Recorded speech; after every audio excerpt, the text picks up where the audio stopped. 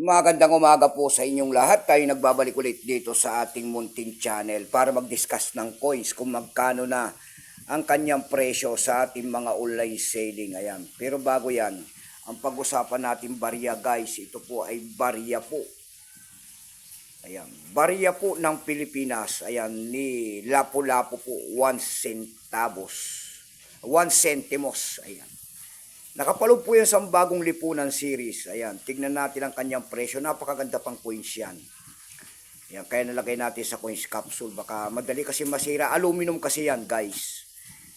Ayan. Tignan natin ang presyo nito. Magkano ng bintahan sa ating mga online selling. Ayan. Pero bago yan, tayo magpapasalamat muna sa lahat na masugid na ating mga tagapagsubaybay dito sa ating YouTube channel. Lalo-lalo lang aking mga subscriber. Thank you so much sa inyong lahat. Mabuhay po kayo and God bless. Maraming salamat din po sa nanonood doon sa ating FB page at nakapalo sa akin. Thank you so much sa inyong lahat. Mabuhay din po kayo and God bless. Yun naman po hindi pa po nakapag-subscribe dito sa ating munting channel. Anyayaan ko lang sana kahit malaking tulong na po o bagay yan sa akin. Tulad na lamang po ng pagpindot ng ating subscribe button, like and share para ma-update ko naman kayo sa mga bago ko pang ilalabas na video about coins. Ayan. Tingnan natin ang bintahan nito kung magkano na, pero bago yan kilalanin mo muna natin ang coins na yan. Ayan. Issue po niyan ay Philippines po. Period niyan ay Republic 1946 up to date po. Type nito standard circulation coins. Years 1979 hanggang 1982.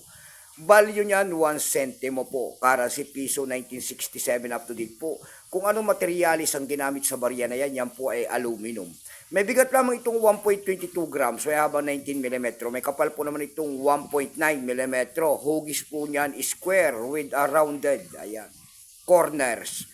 Orientation niyan ay middle alignment. Itinigil naman ang paggamit sa barya na yan ng Pilipinas on January 2, 1998. Number N-7833. Reference number KM-224. Tatlong klase po ang inilabas sa barya na ito, year 1981. Year 1981 po yan. May FM proof dyan kung tawagin nila, at saka special uncirculated. Pero ito po ay BSP, year 1981, 36%. Kung ilang piraso po ang ginawa sa barya na yan ng Pilipinas, ito po ay 33,391,000 piraso po. Ayan, may presyo na rin po yan doon sa ating lumista. Binigyan na po ng presyo ng ating mga kolektor.